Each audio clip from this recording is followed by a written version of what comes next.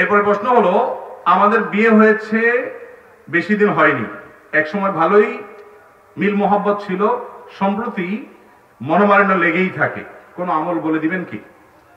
দেখুন, আমাদের মা বোনদের মধ্যে এবং পুরুষদের মধ্যে একটা সমস্যা হলো, বিয়ের পর একবারে শুরুর দিকে প্রচন্ড রকমের মোহাব্বত হয়।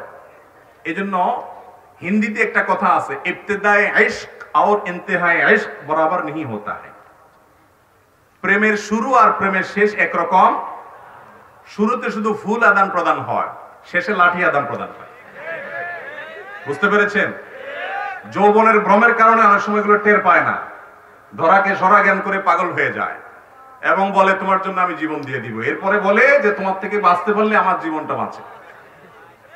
তাহলে বিবাহের পরও প্রায় শুরুর দিকে, বিশেষ করে যারা সচ্চরিত্রবান, খুব স্বাভাবিকভাবে স্বামী স্ত্রী একে অন্যকে উজাড় করে ভালোবাসেন।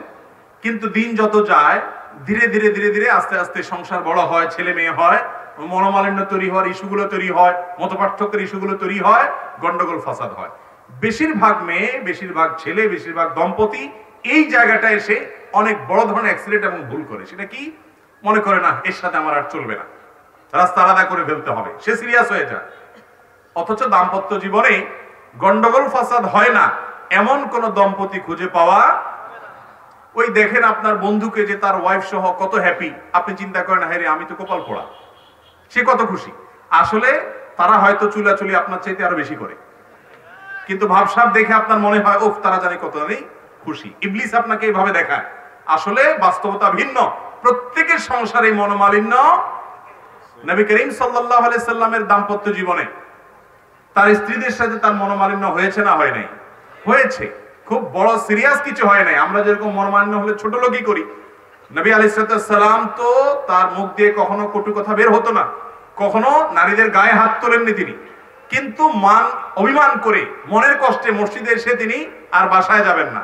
পরে সাহাবা একরাম মধ্যস্থতা করে সেটাকে দূর করলেন। তাহলে বোঝা গেল স্বামী স্ত্রীর মধ্যে বোঝাপড়ার গরমিল এটা হবেই। বিশেষ করে বিবাহের একদম শুরুতে তো মোহাব্বত অনেক উতরাবে, ইবতিদায়ে প্রেমের শুরুতে যেরকম থাকে ওরকম থাকবে। কিছুদিন গেলে আস্তে আস্তে আস্তে এবার একটু টুনটান টুনটান লাগবে, গন্ডগোল হবে, ফাসাদ হবে, তুমুল আকারে সেটা বিশ্বযুদ্ধের আকারও ধারণ করতে। কিন্তু বাস্তবতা হলো শতকরা 999টা দাম্পত্য সম্পর্ক একটা পর্যায়ে গিয়ে এই সমস্ত টুনটান ঝগড়া ঝাঁটি এগুলো সব দূর হয়ে বিশ্ব শান্তি প্রতিষ্ঠা যেরকম হয়, যুদ্ধ বাদ হইয়া ওইরকম শান্তি প্রতিষ্ঠা হয়ে যায়। অনেক দম্পতি এটা বুঝে না, মেয়েদেরকে শয়তান উস্কায়, বলে যে এমনকি তার বান্ধবীরা অনেকে উস্কায়। অনেক পুরুষ আছে মানুষরূপী শয়তান, দেখতে মানুষের মতো, এটা আসলে ইবলিসের কাজ করে। সে আইসা বলে যাহারে তোমার মতো মেয়ের জীবনটা শেষ করে দিলা এই একটা মানুষের সাথে, আহা তোমার জীবনে কত কত ভালো ছেলে মেলার কথা, অজাগায় তোমার বাপ মা বিয়ে দিয়ে দিছে, দিলনি তারে উস্কায়। আবার একই কথা ছেলে কেউ বলে। মূলত এগুলো সবগুলো হলো মানুষরূপী শয়তান, ওয়াসওয়াসা তৈরি করে দাম্পত্য কলহ সৃষ্টি করে।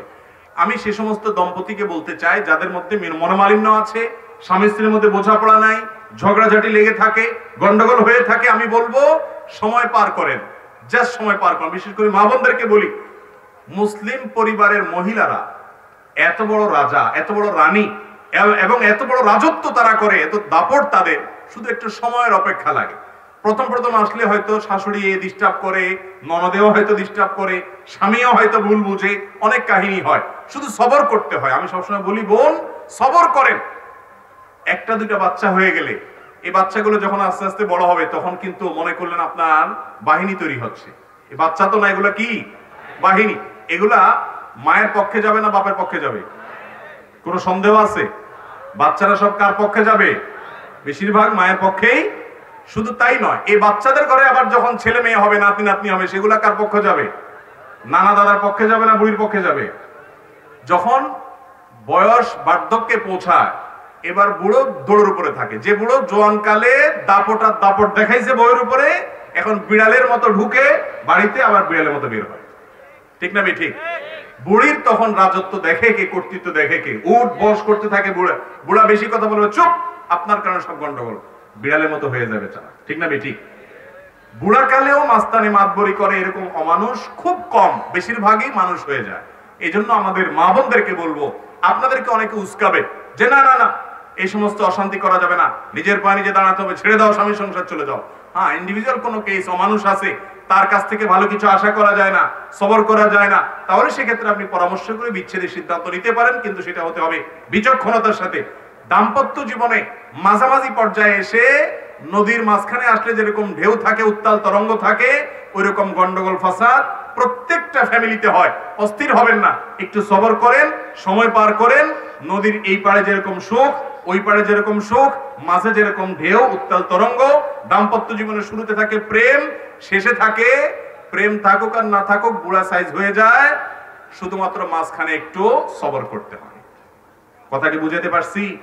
বেশিরভাগ যুবক মানুষ বিয়ের পরেই একটু টুনটান হইলো আর যুদ্ধ বিগ্রহ বাধাই দিলেন, তালাক তুলাক দিয়া এরপরে যায়া চোখের পানি ফেললেন, কোনো কাজ হবে না। বিদায় সাবধান থাকতে হবে। এবং দাম্পত্য জীবনের শান্তির মূল মন্ত্র হলো সবর। সবর ছাড়া দাম্পত্য জীবনের শান্তি কখনো আসবে? সবর থাকতে হবে। আল্লাহ আমাদেরকে সবর করার তৌফিক দান করুন। ইসলাম বলে তোমার সামর্থ্য অনুযায়ী বিয়ে করো, আবার ইসলাম বলে তুমি বিয়ের আল্লাহ তোমার সামর্থ্য অনুযায়ী রিজিকের ব্যবস্থা করে দিবে। এই বিষয়ে কিছু বলেন।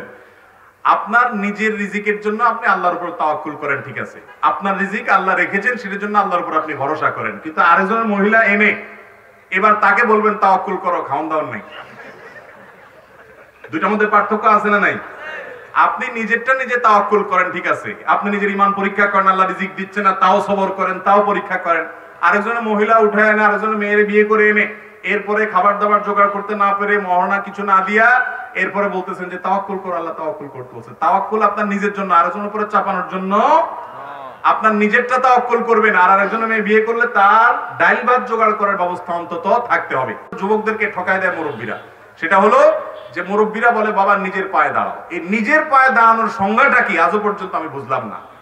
কোন কোন মুরব্বীর কাছে নিজের পায়ে দাঁড়ানো মানে হলো মাসে 50,000 টাকা কামাই করো, একটা ফ্ল্যাট করো, একটা বাড়ি করো, মোটরসাইকেল করো, গাড়ি করো, লাখ লাখ টাকা কামাই করো, এই হলো নিজের পায়ে দাঁড়ানো।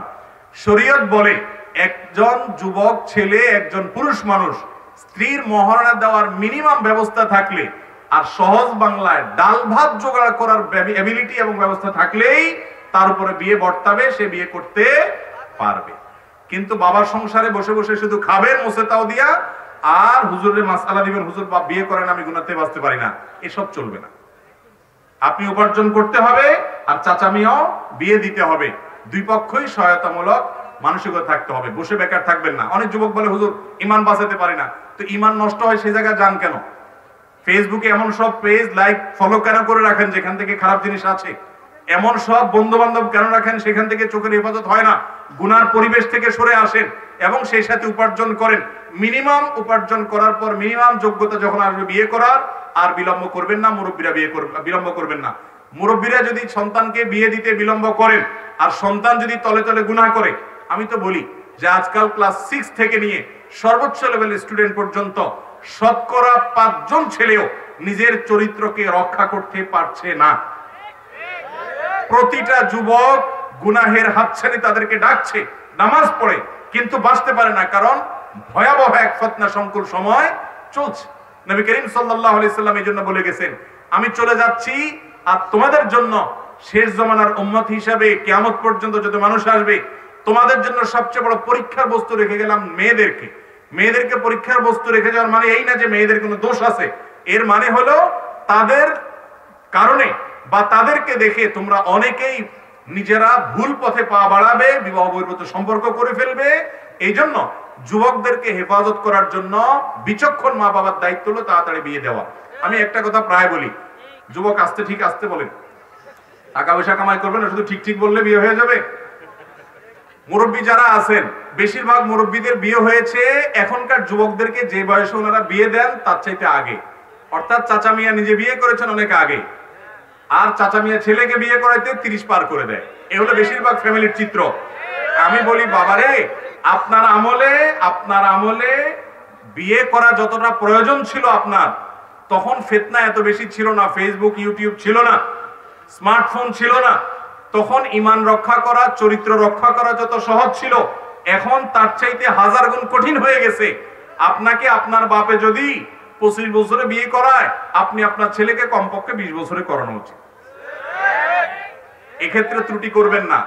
বুড়া বয়সে যারা বিয়ে করেন এর ক্ষতি পরে দেখবেন। এক্ষেত্রেও ওই যে ইহুদি খ্রিস্টানদের অনুকরণ, যে বুড়া হওয়ার আগে বিয়ে করবেন না, লেট ম্যারেজের যে কত ক্ষতি, এটা যারা করেছে তারা বুঝে এবং সাফার করে। আলহামদুলিল্লাহ আমরা সবাই, শেখও আগে আগে বিয়ে করছে, আমি আগে আগে বিয়ে করেছি, মেয়ে বিয়ে দেওয়া শেষ, এখন ছেলে বিয়ে করাবো ইনশাআল্লাহ। বুঝতে পারছেন?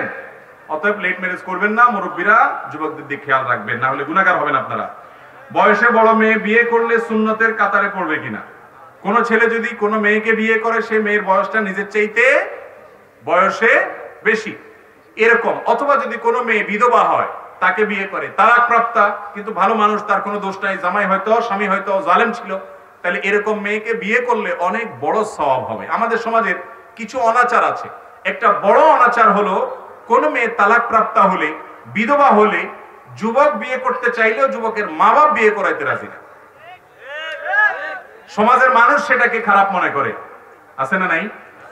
অথচ একজন বিধবা নারী, তাকে যদি আপনি বিবাহ করেন এই জায়গা থেকে যে তার আশ্রয় দরকার আছে, তাহলে সেক্ষেত্রে এই বিবাহের কারণে, এই স্যাক্রিফাইসের কারণে, এই সহায়তামূলক মানসিকতার কারণে আপনার সওয়াব আরো অনেক বেশি হবে।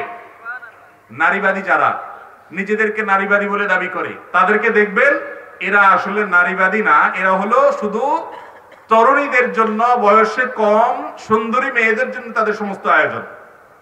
বিধবা মেয়েদেরকে বিয়ে করে, বিয়ে দেওয়ার মাধ্যমে তাদের আশ্রয় হোক, তাদের অবলম্বন হোক, সেই চেষ্টা তাদের মধ্যে এতটা নাই, কিন্তু ইসলামে নির্দেশ করেছে। অতএব একজন পুরুষ তিনি যদি কোনো বিধবাকে, বা বয়সে বড় সাধারণত এরকমই হয়, যেহেতু তালাক প্রাপ্তা, হয়তো বিধবা, এ ধরনের ক্ষেত্রে হেল্পের মানসিকতা থেকে যদি বিয়ে করেন তাহলে তার সওয়াব হবে। এবং এর ফলে তিনি যে নবী করিম সাল্লাল্লাহু আলাইহি ওয়াসাল্লাম স্যাক্রিফাইস করেছেন, সেই নিয়ত করেন, তাহলে অবশ্যই একজনের সুন্নাহ হবে এবং সওয়াব হবে। ছেলেরা লম্বা চুলে অনেক সময় ব্যান্ড বা রাবার ব্যবহার করে, এ সম্পর্কে কোরআন হাদিস কি বলে? মৌলিক কথা হলো, নবী করিম সাল্লাল্লাহু আলাইহি ওয়াসাল্লাম বলেছেন, লানাল্লাহুল মুতাশাব্বিহিনা মিনার রিজালি বিন নিসা, ওই ছেলেদের প্রতি আল্লাহর লানত নাজিল হয় যেই ছেলেরা মেয়েদের বেশ ধরে, আর ওই মেয়েদের প্রতি আল্লাহর লানত বর্ষণ হয় যারা ছেলেদের বেশ ধরে। আপনি চুল রাখেন, ছেলেরা কান পর্যন্ত, কাঁধ পর্যন্ত, মাঝামাঝি পর্যন্ত, জুম্মালি মাফরা, ঠিক আছে, এবং চুল যদি আপনি বেঁধেও রাখেন, কিন্তু নারীদের সাথে সাদৃশ্য হয় সেরকম করবেন না। এক কথা, আপনার চুল দেখে নারীরা পুরুষ, এটা নিয়ে যদি সন্দেহ পড়ে যায় মানুষ, তাহলে বুঝতে হবে আপনার সেখানে ত্রুটি আছে। এরপর প্রশ্ন হলো, মাতা পিতার মৃত্যুর পর সম্পত্তির ভাগ ছেলে ও মেয়ের কাছে কিভাবে দেয়া হবে? মা বাবার মৃত্যুর পর, মা অথবা বাবা যিনি হন না কেন, তার পরিত্যক্ত সম্পদ যেগুলো রেখে যাবেন, এগুলা ছেলেরা এবং মেয়েদের মধ্যে বন্টন হবে এভাবে। ধরুন কথার কথা, একজন মেয়ে আছে, দুইজন ছেলে আছে, তাহলে সেক্ষেত্রে একজন মেয়ে যে পরিমাণ সম্পদ পাবে, একজন ছেলে তার দ্বিগুণ পাবে। ফর এক্সাম্পল, দুই ছেলে এক মেয়ে আছে, আর কেউ নাই, ওয়ারিসদের মধ্যে আর কেউ নাই ধরেন, বা অন্য কেউ প্রাপক নাই, তাহলে সেক্ষেত্রে সমুদয় সম্পত্তির মূল্য ধরে সেখান থেকে সেটাকে ভাগ করবেন হলো 5 ভাগ। মেয়ে পাবে 1 ভাগ, আর দুই ছেলে পাবে 2 ভাগ, 2 ভাগ 4 ভাগ, তাহলে মোট 5 ভাগ হবে। এইভাবে আনুপাতিক হারে বন্টন হবে। তবে দেখতে হবে অন্য কেউ আছে কিনা, কারণ অন্য কোনো লোক থাকলে তাদেরও ভাগ থাকতে পারে। যিনি মারা গেছেন তার মা থাকলে তিনি ভাগ পাবেন, তার স্ত্রী থাকলে তিনি ভাগ পেতে পারেন, স্বামী থাকলে, তার ভাই থাকলে অন্য কারো ভাগ থাকতে পারে। বিশদ জানতে হবে। এগুলো শর্টকাট প্রশ্ন উত্তর থেকে সমাধান নেওয়া যাবে না, মৌলিক নীতিমালা জানা যাবে। ছেলে এবং মেয়ের মধ্যে সম্পদের যে ভাগ আছে সেটা ঠিক করে দিবেন। আমি প্রায় সময় বলি, আমাদের সমাজে নামাজি, রোজাদার, হজ আলা, যাকাত দেনেওয়ালা, ওয়াজ করেন না, ওয়াজ শুনেন না, বহুত লোক পাওয়া যায়, কিন্তু বাবা মায়ের সম্পদে বোনের সম্পদ, বোনের হক যতটুকু দেওয়া আছে সম্পূর্ণ হিসেব করে বুঝাই দিয়েছে বা দিবে এরকম প্রতিজ্ঞা করে, সেরকম সুপুরুষ, সেরকম ইমানদারের সংখ্যা অনেক কম। বাংলাদেশে যত জমি আছে, জমির দলিলগুলো যারা ঘাটাঘাটি করেন, অভ্যাস আছে, একটু দেখেন, অ্যানালাইসিস করেন, এবং এ ব্যাপারে সম্ভবত জরিপও আছে।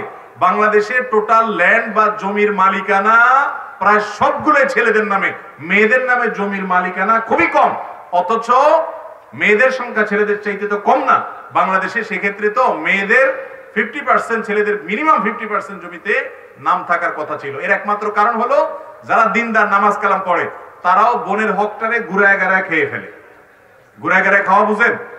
ঘুরায় খায় কেমনে? যেমন কথার কথা, বোনকে ডেকে আনে, আইনা বলে বোন এখন বাবা তো দুনিয়া থেকে চলে গেছেন, আল্লাহ নিয়ে গেছে, তার সম্পদ এগুলো রাখছে, কোরআন হাদিস অনুযায়ী তো তোমার আসলে এরকম পাওনা হয়, এখন আল্লাহ তো তোমাদেরকে অনেক দিছে, এখন আমাদের তো যে ভাইদের অবস্থা দেখতেছো, তারপরেও আমরা তোমাদেরকে দিয়ে দিতে চাই, তোমরা কি বলো? এমন একটা সিন ক্রিয়েট করে বোন তখন বাধ্য হয়ে বলতে, ভাই থাক থাক লাগবে না, আপনি রাখে দেন, আমি খুশি আছি। তখন বলে আচ্ছা আলহামদুলিল্লাহ, এবার 60 টাকা কিনে 15 বিদায় দিয়ে দেয়। এই বাটপারি আছে না নাই? আবার একটা জাল হাদিস বানাইছে মেয়েদের জন্য, বলে যে মেয়েরা বাবার বাড়ির সম্পদ নিলে এটা সয় না, এটা কি করে না, চোর ডাকাইতে তো এত বাটপার হয় না। আপনি একই বাপের সন্তান হয়ে আপনি নিয়ে মাশাআল্লাহ আপনার সইবে, কিন্তু মেয়ে নিলে তার কি করবে না, সইবে না। জুলুম এবং হারাম কাজ মেয়েরা নিতে চায় না, এটা বাস্তবতা। আপনি আপনার বোনকে দিতে চাইবেন, সে নিতে চাইবে না। কেন নিতে চায় না, এই প্রশ্ন উত্তর আপনাকে খুঁজতে হবে। নিতে চায় না এই কারণে, মেয়ে মনে করে হায়রে বাবার ভিটা যেখানে বড় হয়েছি, যেখানে আমার নানি পোতা আছে, যেখানে ছোটবেলা থেকে শৈশব বাল্যকাল কাটিয়েছি, আমি এই ভিটায় তো বুড়ো বয়সে একটু আসতে চাই, পা মানাইতে চাই। যদি এখান থেকে সম্পদ ভাগযোগ নিয়ে যাই, তখন তো ভাই বলবে তোমার হক তো নিয়ে গেছো, আবার এখানে কি? এই জন্য বাধ্য হয়ে মেয়েরা নিতে চায় না, বলে না ভাই আমি নেব না, দিয়ে দিলাম। মূলত ভাই হিসাবে আপনার দায়িত্ব হলো বোনকে বলা যে বোন তোমার বাবার সম্পদে, মায়ের সম্পদে যে হক আছে সেটা তুমি বুঝে নাও। এটা নেওয়ার মানে এই নয় যে আমাদের ভাই বোনের সম্পর্ক শেষ হয়ে গেছে, এই সম্পর্ক চিরকালের। আমি তোমার কাছে যাব, তুমি আমার কাছে আসবে, এটা তোমার বাবার ভিটা। এবং ভাগ এখানে বিশেষ করে আসার এবং বেড়ানোর অধিকার ভাইয়ের কাছে বোনের আজীবনের জন্য আছে, এরকম সুযোগ করে দিতে হবে। চেষ্টা করবো তো আমরা ইনশাআল্লাহ। বোনরা নিতে চায় না, এটা আমাদের নিজেদের কাহিনী। অনেক বাপ মা আছে তারা নিজেরাই এই হারামের পথ খোলেন, নিজেরাই হারাম খান এবং হারাম খাওয়ান। মরার আগ দিয়া মেয়েগুলারে ছেলেগুলারে ডাক দিয়া বলে দেখো মা তোমাদেরকে তো আল্লাহ অনেক দিছে, এখন তোমাদের ভাইরা তো দেখো এদেরকে তো আল্লাহ দেয় নাই, তো এখন তোমরা কি বলো? তো বাপ মার সামনে মেয়ে আর কি বলবে? এই সমস্ত সিন ক্রিয়েট করবেন না, এগুলো হারাম এবং গুনাহের কথা। মেয়েদের হিসাব পাই পাই করে বুঝিয়ে দিবেন। মোহরের ক্ষেত্রে মেয়েদের সাথে বাটপারি করেন, ধরেন 10 লাখ, এরপর বাসরাতে বলেন যে দেখো ইটালির ভিসা তো আইসাই যাচ্ছে, কত লাগবে তোমার, কিসের 10 লাখ, সবই তো তোমার, এখন তুমি তো মাপ না করে দিলাম, তা আগাইতে পারতেছি না। এবার মেয়েরাও আরো বোকা। তখন মেয়েরা সোজা সরল মানুষ, তারা বলে যে ভাই বা স্বামী দেখো, ভাই বললে তালাক হবে না, কিন্তু বলা হাদিসে নিষেধ আছে, কথার কথা আর কি। মেয়েরাও তো সোজা সরল, বলবে কি যে দেখো তুমি কি বলো এই সমস্ত, তোমার এসব মোহরের টাকা দিয়ে আমি কি করব? তুমি বাঁচিয়ে থাকলে আলহামদুলিল্লাহ। ওই যে মহব্বতের শুরু ইবতিদায়ে এসে বললাম না, যে প্রেমের শুরুতে উতরায়, তো মহব্বতের চোটে ছেড়ে দেয়, দিল আর কি শেষ। ছেলে তো বাটপারি করে সিন ক্রিয়েট করে ইতালির স্বপ্ন দেখায়া মহারণা মাপ নিয়ে নিছে, শেষ। আমাদের সমাজে মেয়েরাও কি সোজা সরল। আপনারা জানেন আমাদের নবী করিম সাল্লাল্লাহু আলাইহি ওয়াসাল্লামের কন্যা ফাতেমা রাদিয়াল্লাহু তাআলা আনহার সাথে আলী রাদিয়াল্লাহু যখন বিয়ে ঠিক হয়েছে, উনি নিজে নবী করিম সাল্লাল্লাহু আলাইহি ওয়াসাল্লামকে বলেছেন যে আমার মোহরটা আমি আগে বুঝে নিতে চাই। মোহর বুঝে নেওয়ার জন্য দাবি করেছেন। নারীকে কি অধিকার দিয়েছে ইসলাম, দেখেন।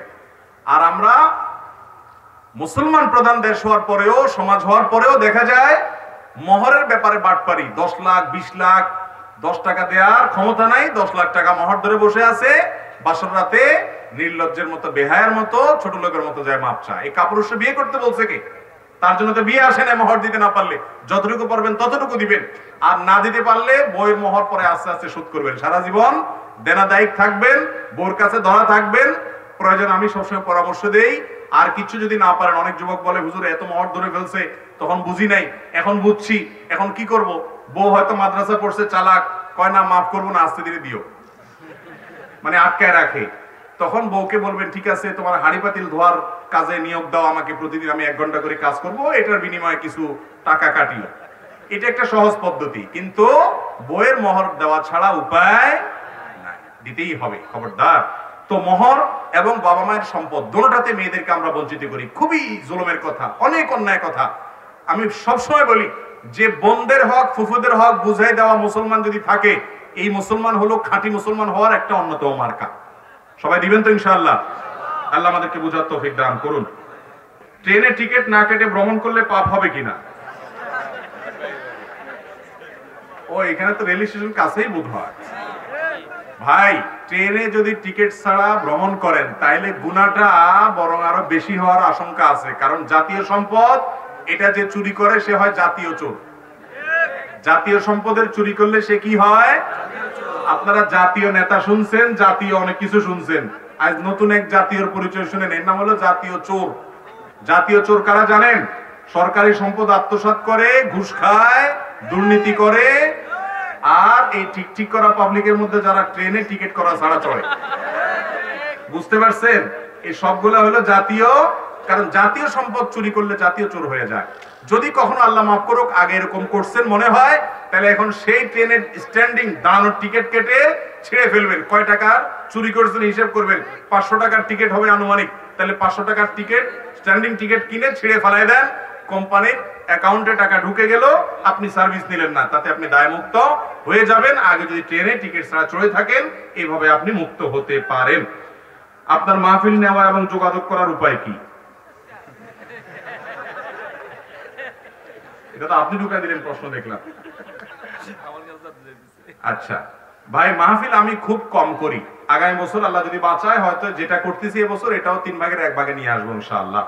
কারণ আমি আসলে মাহফিলের মানুষ না। মাহফিলের মানুষের যে ওনারা, মাহফিলের ওয়াজের একটা ধাঁচ আছে না, এটাই তো আমি পারি না, অযথা টেনে টেনে আনেন আপনারা। তো এই জন্য মাহফিল আমি এবছর যা করছি, সামনের বছর এটাও কমায় আনবো ইনশাআল্লাহ। কারণ প্রত্যেক ফিল্ডের লোক ভিন্ন, আমার ফিল্ড, আমার কাজের জায়গা ভিন্ন। মাহফিলের কাজ করতে পারতেছি, ঠিক আছে আলহামদুলিল্লাহ, আপনারা শুনছেন এই বেশি। এই যে বসে আছেন, শুন নাই, শান নাই, হাসানি, কান্দানি, কিচ্ছা কাহানি, একটু জমানো কিছু নাই, এরপরে বসে আছেন, এটা হলো আপনাদের বড় দিলের পরিচয়। আলহামদুলিল্লাহ, আপনারা ভালো মানুষ দেখে বসে আছেন। বাকি মাহফিলের মানুষ আসলে আমি না। অনেকে ধরে বেঁধে কে কেমনে ফাঁসায় দেয়, এটাতে কিভাবে ফাঁসছি আমি নিজেও যাই না। উনি কেমনে বলছে, কখন বলছে আমি জানিও না যে মাহফিল নিছে। উনি বলে আপনি নিছেন, কারণ নিছি বলছে তো আসতে হবে, চলে আসছি। এই হলো আমার মাহফিলের দশা। তো আসলে যারা মাহফিল করেন নিয়মিত, এই ফিল্ডটা ধরে রাখার দরকার আছে। আমি এটাকে তুচ্ছ করছি না, এটা অনেক বড় জায়গা খেদমতের। কিন্তু এই ফোনের মানুষ ভিন্ন। এই যে মুফতি মোহাম্মদ আলী ভাই, ওনারা মাশাআল্লাহ এই ফোনের মানুষ। আমার মাহফিল আপাতত নেওয়ার কোনো রাস্তা তেমন নাই। আমার অনেকে বলে আপনার আমি মাহফিল নেওয়ার কোনো সেক্রেটারি নেই, আমি নিজেই কন্ট্যাক্ট করি। আমার মাহফিলে কন্ট্রাক্ট আমি নিজেই করি। কন্ট্রাক্ট আমার পয়সার কন্ট্রাক্ট বুঝিয়ে না। আমার কন্ট্রাক্ট হলো যে বিভিন্ন শর্ত দেওয়া থাকে, সেই শর্তগুলো পূরণ। যেমন গভীর রাতে মাহফিল করা যাবে না, এখন রাত বাজতেছে 12:30, ঠিক না? তো 12টা বাজতেছে। তো এই ধরনের আপনার চুক্তিগুলা বেশিরভাগ রক্ষা হয় না। অতএব মাহফিল আমরা এমনি খুব কম করছি। তারপরও উলামা ইকরামদের পরামর্শে আমি মাহফিল নেই। কোনো ভালো আলেম যদি বলে দেয়, সাধারণত যে আমি চিনি, জানি, শুনি, সেখানে যাই। কারণ মাহফিলের দাওয়াত দিয়া যে মাইক দিবেন না, তার গ্যারান্টি কি? এই জন্য রেফারেন্স ছাড়া মাহফিল করা কঠিন।